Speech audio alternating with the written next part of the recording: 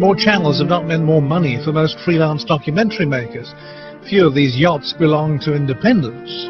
And most of the subsidy money is in Europe, not in North America. Diana Ingraham works with the Silver Docs Festival in the US and says these are very tough times. Well, it's very tough. I mean, I would say that funding remains a critical issue for independent filmmakers in the United States, and there are very few sources of public funding for documentary work. I mean, the NEA gives very small grants, the National Endowment for the Humanities gives grants in history, but they're very, very focused.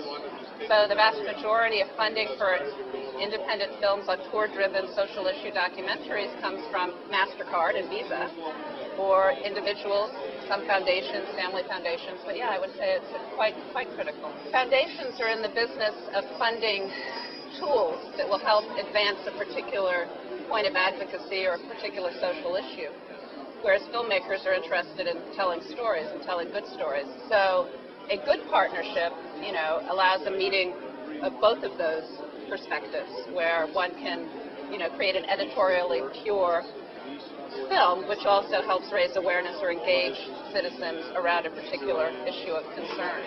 So, yes and no. I mean, one has to find the right cross-section, otherwise it becomes propaganda or an advocacy film.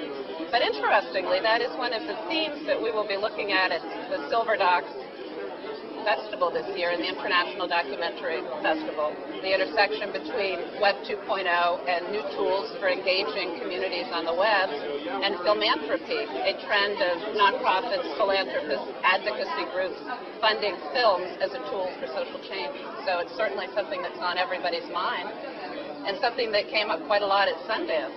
I mean, Ted Leotis, who is the keynote speaker at Silver Docs this year at the conference, represents that cross-section. He was one of the founders of the Internet, a very important person in that world, and now he is a producer of a documentary. And in the world of documentaries, if you were to talk to some of the premier distributors, Films Transit or Roco Films, who work out of this stand, I think they tell you that there is a lot of room at the top for a really fabulous story that touches people in a variety of different ways.